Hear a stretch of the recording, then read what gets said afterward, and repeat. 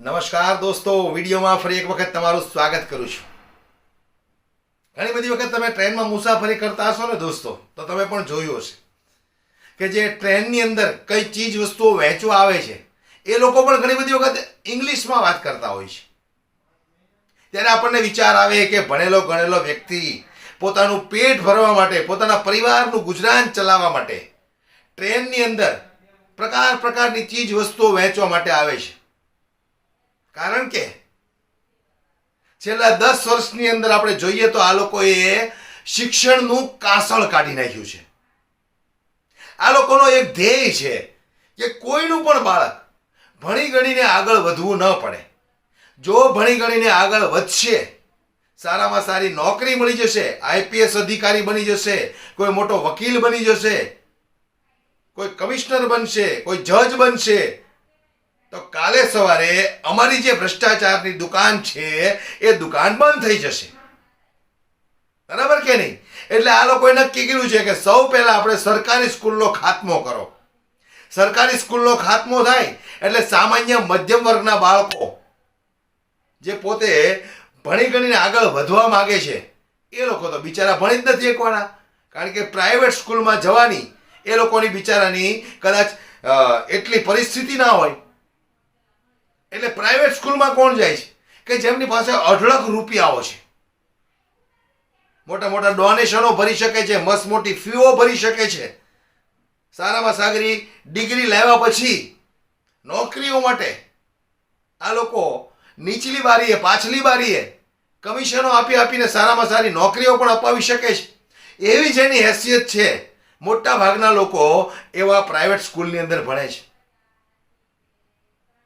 ત્યારે ભણેલા ગણેલા લોકો ટ્રેનની અંદર આવી રીતે માલ સામાન વેચવા નીકળે ત્યારે આપણને શરમ આવે કે આટલું ભણ્યો, તારી જિંદગી તે અડધી ભણવામાં બરબાદ કરી નાખી, છતાંય તારે આ કરવું પડ્યું. કોઈ ચા વેચે છે, કોઈ પકોડા વેચે છે. આપણા દેશના વડાપ્રધાને કીધું ને કે ચા વેચવી, પકોડા વેચવા એ પણ એક રોજગાર છે. કારણ કે એણે કરેલું છે એટલે એને એ જ દેખાવાનું છે. એને એ વસ્તુ કરેલી છે એટલે એને જ દેખાવાનું છે. સારી વસ્તુ એને દેખાવાની નથી. બરાબર કે નહીં? પણ આજે જે હું તમને એક વિડીયો બતાવું છું, 5 મિનિટનો સમય કાઢીને આ વિડીયો તમે સાંભળી લેજો. પરંતુ ચાલુ ટ્રેને એ વ્યક્તિએ જે વાત કરી છે સાંભળીને તમારા પગ નીચેથી જમીન ખસકી જશે કે આજે દેશભરની અંદર શિક્ષણ જગતની કેવી પરિસ્થિતિ છે, લોકો કેવા પીડાઈ રહ્યા છે. સૌપ્રથમ તો તમે એ વિડીયોને સાંભળો. પણ ફરી એક વખત હું તમને દોસ્તો કહું છું કે થોડો સમય કાઢીને એ વ્યક્તિએ જે વાત કરીને એ સાંભળી લેજો. એટલે આવનારી ચૂંટણીમાં તમને એટલું તો નક્કી ચોક્કસથી થઈ જશે કે આપણે કઈ પાર્ટી પક્ષને વોટ કરવો. સાંભળો તમે એ વ્યક્તિએ જે પોતાની વેદના ઠાલવી છે. रूप से मिलनी चाहिए, क्योंकि एक बार को आप सोचिए आखिर उस बच्चे की गलती क्या होती है जो एक गरीब घर में पैदा होता है और उसको बेहतर शिक्षा से वंचित होना पड़ता है. शिक्षा के सामने एक पैसे की दीवार खड़ी है. जो जितनी ऊंची दीवार लांघ सकता है, जो जितना अधिक पैसा शिक्षा पे खर्च कर सकता है, वो उतनी बेहतर शिक्षा पा सकता है. लेकिन अगर एक देश एक है, लोकतांत्रिक देश है, तो शिक्षा भी सबको एक समान रूप से तो मिलनी ही चाहिए. आज परिस्थिति ये है कि एक तरफ तो प्राइवेट स्कूल हैं जो लूट के अड्डे बने हुए हैं. वहाँ पे आप एडमिशन कराने जाएंगे तो सिर्फ एडमिशन के नाम पे ही आपको 10,000 20,000 रुपये देना होगा. और कमीशन खोरी का ऐसा धंधा है कि कॉपी, किताब, टाई, बेल्ट, ड्रेस, जूता कहाँ से खरीदना है ये आप नहीं तय करेंगे वो प्राइवेट स्कूल वाले. यानी आम लोगों की मेहनत की आखिरी कौड़ी उनके जेब से वसूल लेना चाहते हैं. और दूसरी तरफ सरकारी स्कूलों में न तो पर्याप्त टीचर हैं, न पर्याप्त बिल्डिंगें हैं. 2019 का ही ये पुराना आंकड़ा है कि हर 100 में से 52 स्कूलों में या तो एक टीचर है या 2 टीचर हैं. और उन्हीं टीचरों के ऊपर जिम्मेदारी थोप दी जाती है कि जनगणना करो, मतगणना करो, पशु गणना करो, तमाम काम करवाए जाते हैं. और 19 के बाद से तब से कितने टीचर रिटायर हुए होंगे और 18 के बाद से कोई टीचर की वैकेंसी भी नहीं है. आप खुद भी सोच सकते हैं ये परिस्थिति और कितनी बिगड़ी हो. इसीलिए हम लोग ये मांग उठा रहे हैं, चाहे कोई राष्ट्रपति का बच्चा हो या किसी मजदूर का, सबको शिक्षा एक समान मिलनी चाहिए और निःशुल्क रूप से मिलनी चाहिए. प्रेमचंद ने अपने दौर में भी कहा था कि एक सभ्य समाज में ऊंची से ऊंची तालीम मुफ्त होनी चाहिए और इसका पूरा खर्च गवर्नमेंट को उठाना चाहिए, क्योंकि हमारे देश को फौज से ज्यादा आवश्यकता तालीम की है। और शिक्षा से जुड़ता हुआ ही दूसरा मुद्दा हम लोग उठा रहे हैं। दूसरा मुद्दा है रोजगार का। रोजगार की परिस्थिति ये है कि आज सरकारी सेक्टर हो या प्राइवेट, सब कुछ ठेका संविदा के हवाले किया जा रहा है। परमानेंट नौकरियां लगातार घटाई जा रही हैं। इसी रेलवे में 1995 के आसपास लगभग 18.5 लाख कर्मचारी काम करते थे, लेकिन आज उनकी संख्या 12 लाख है।